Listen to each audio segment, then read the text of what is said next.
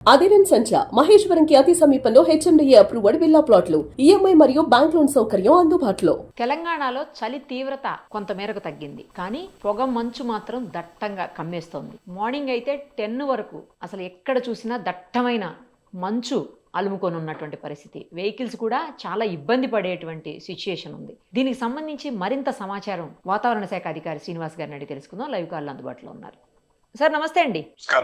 Sir ఏంటి sir బాగా పొగ మంచు కనిపిస్తుంది ఎక్కడ చూసినా, ఎస్పెషల్లీ అవుట్స్కట్స్ లో అయితే అసలు వెహికల్స్ వెళ్ళాలంటే కూడా ఇబ్బంది పడేటువంటి పరిస్థితులు ఉన్నాయి. ఎందుకు ఇలా పొగ మంచు సడన్ గా ఇలా ఎందుకు స్టార్ట్ అయ్యింది?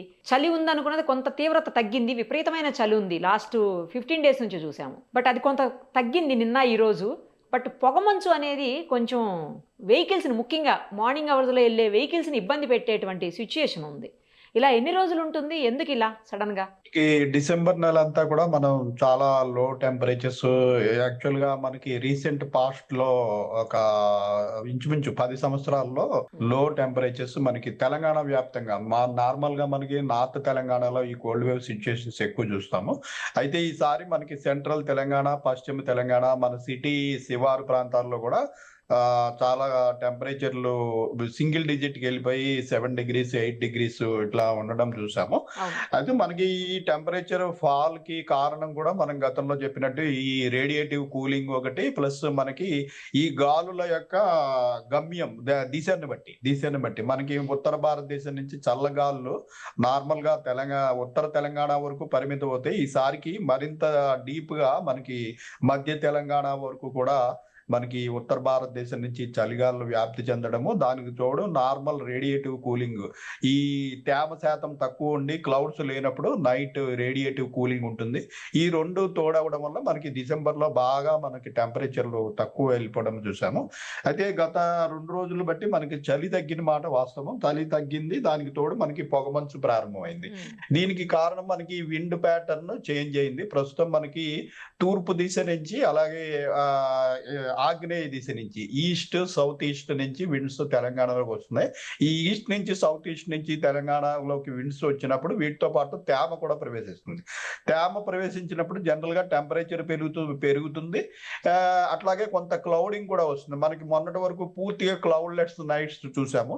ఇప్పుడు మనకి అడపా కొద్దిగా అక్కడక్కడ క్లౌడ్స్, ఈ తేమ పెరగడం చూసాము. అయితే మనకి స్టిల్ ఇప్పటికీ కూడా మనకి టెంపరేచర్లు అనేవి 12 నుంచి 17 degrees మనకి కొనసాగుతున్నాయి.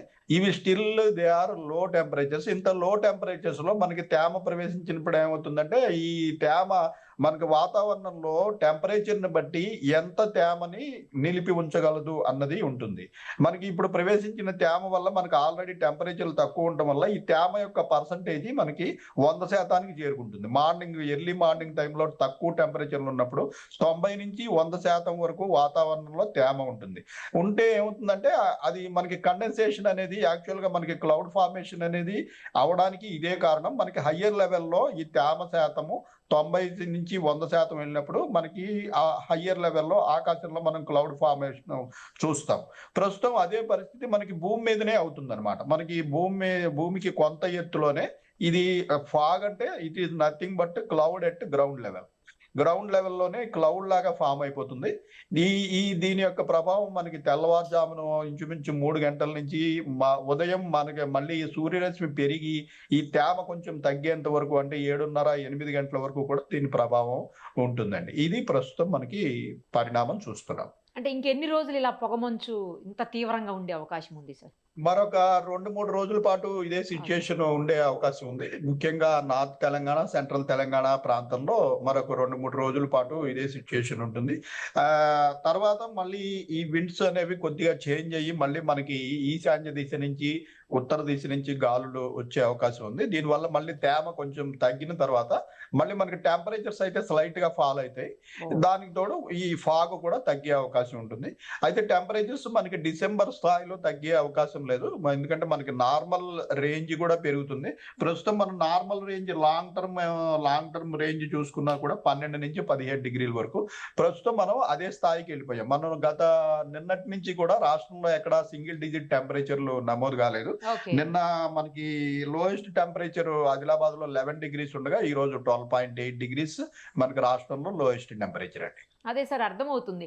జనరల్గా టెంపరేచర్ డౌన్ అయినప్పుడు పొగమంచు ఉండదు, పొగమంచు ఉన్నప్పుడు టెంపరేచర్ డౌన్ కాదు, అంతేనా సార్? అలా ఉంటుందా? టెంపరేచర్ డౌన్ అయ్యి తేమ శాతం కూడా బాగా తక్కువ ఉన్నప్పుడు మనకి చలే ఉంటుంది తప్పించి ఈ ఫాగ్ ఉండదు.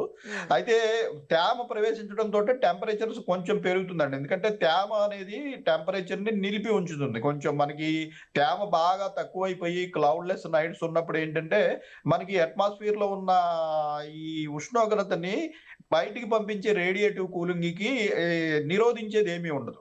అయితే తేమ అన్నది కొంతవరకు నిరోధిస్తుంది, రేడియేటివ్ కూలింగ్ ని నిరోధిస్తుంది. నిరోధించడం వల్ల మనకి టెంపరేచర్లు కొద్దిగా హై స్థాయిలోనే ఉంటాయి. మనకి వేసవ కాలంలో కూడా మనకి తేమ ఎక్కువ ఉన్నప్పుడు దానివల్ల మనకి ఇబ్బంది ఇదంతా ఉంటుంది.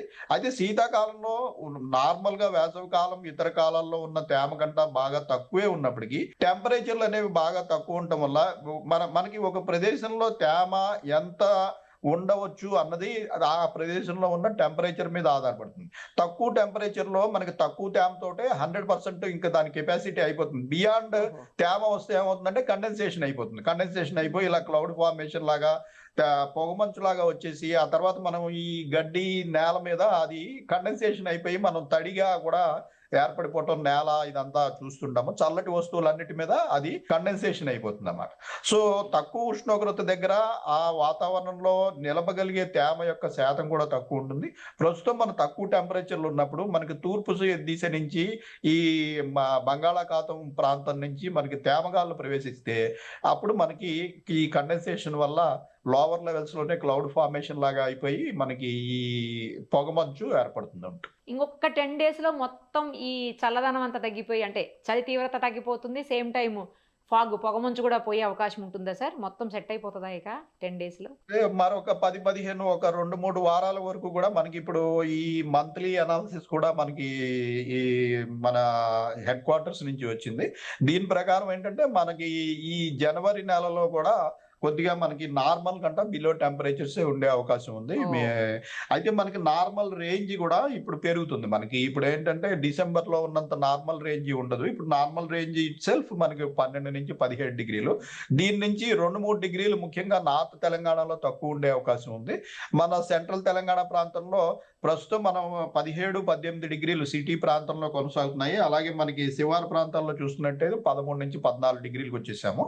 సో ఇవి మరొక ఈ తేమ పరిస్థితులు తగ్గిన తర్వాత ఒక 2-3 డిగ్రీలు మళ్ళీ తగ్గే అవకాశం కొద్దిగా ఉంది ఒక 2-3 రోజుల పాటు. ఓవరాల్ గా చూసుకున్నట్టయితే మనం సింగిల్ డిజిట్ కి వెళ్ళేంత అవకాశం ఇంకా ఉండదండి. Thank you sir, thank you so much. Suman టీవీలో మీ పర్సనల్ అండ్ బిజినెస్ ప్రమోషన్స్ కోసం కింది నెంబర్కి కాంటాక్ట్ చేయండి.